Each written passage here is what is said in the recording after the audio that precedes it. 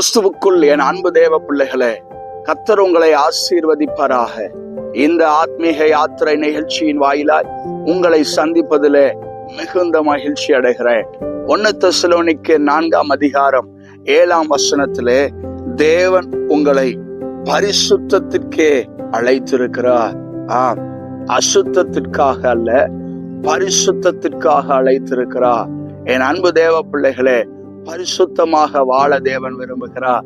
அதற்காகவே உங்களை அழைத்திருக்கிறார். தேவன் உங்களை ஆசீர்வதிக்க விரும்புகிறதை நீங்கள் அநேக தேவ செய்தியிலே, தேவ வார்த்தையின் மூலமாக அறிந்திருப்பீர்கள்.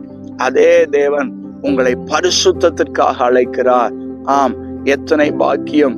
அநேக வேலை ஸ்தலங்களிலே குறிப்பிட்ட காரியத்துக்காக உங்களை வேலைக்காக தெரிந்து கொள்வது போல இந்த நாளிலே உங்களை பரிசுத்தத்திற்காக கர்த்தர் தெரிந்தெடுத்திருக்கிறார்.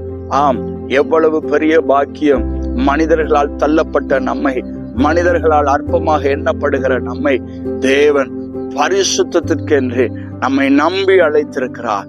அந்த நம்பிக்கையை காத்து கொள்ளுங்கள். தேவன் உங்களுக்கென்று ஒப்படைத்த பொறுப்பை அவர் வருகை பரியந்தமும் அதை உண்மையாக அவரிடத்தில் ஒப்பு கொடுக்க, நீர் என்னை அழைத்த அழைப்பை நான் சரியாக புரிந்து கொண்டு அதிலே நடக்க கர்த்தர் நீர் எனக்கு அனுக்கிரகம் செய்தீர் என்று சொல்லி உண்மை உத்தமமான பிள்ளைகளாக இந்த நாளிலே கர்த்தரிடத்தில் தம்மை ஒப்படைக்க கர்த்தர் உங்களுக்கு அனுக்கிரகம் செய்வாராக.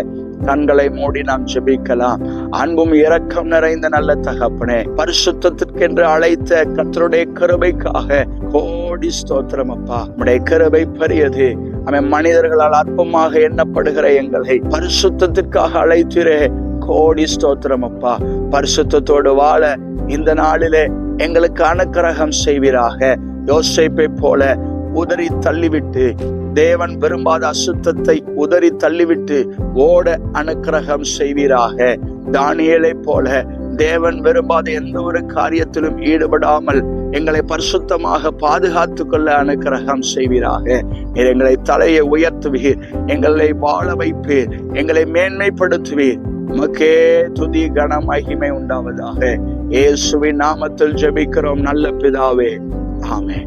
God bless you. கர்த்தர் உங்களை ஆசீர்வதிப்பாராக. ஆமென்.